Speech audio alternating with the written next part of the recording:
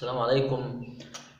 بتواصل حديث مع حضراتكم، والنهارده بنتكلم عن يعني معلومة كنت قرأتها في بحث علمي منشور على النت. وكان عندي طبعا في المشروم اللي أنا عملته. كان في بواقي مشروم، جففته في الفرن عندنا يعني كده، وبعد كده طلعته وطحنته في الكبة. المشروم دوت طبعا غني بكتير من العناصر المعدنية والفيتامينات والأحماض الأمينية.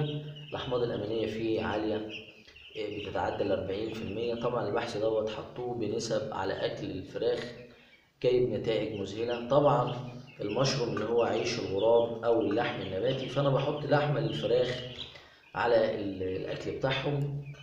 طبعا حمل فراخ من مضادات السموم، فضلا ان هو عوض النقص في العلف، لان العلف الجاهز دهوت يعني هم كاتبين النسب بتاعته على الشكاره، ولكن لو عندي حاجه بقدر ادعمها بدعمها بافكار وحاجات بسيطه موجوده، زي عيش الغراب دهوت طحنته في الكبه، وطبعا اثر على ظبط بروتينات العلف، غناه بالفيتامينات والأحماض الأمينية.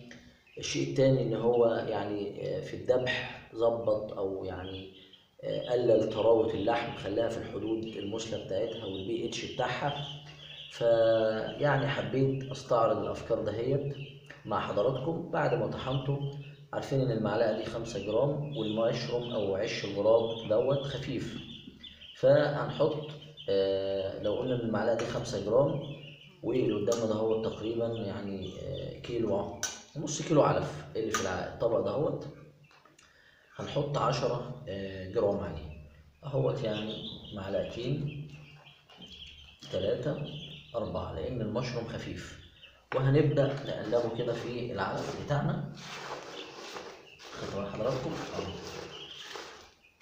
طب لو زودنا مفيش اي مشكله خالص، يعني حتى انا حطيت الاربع معالق وهم مش باينين، ولكن الفكره اهو مشروم اهو عايز ارشه كده على الاكل للفراخ بتاعتنا، ممتاز اهو. زودت الجرعه خالص اهو. دي فكره ان انا ازاي ممكن الاقي المشروم دهوت ازرعه، اضيفه على الاكل بتاع الفراخ، قيمة غذائية ونفع غير عالي في العلف بتاع الفراخ. طبعا بنحط لهم لحمة يعني.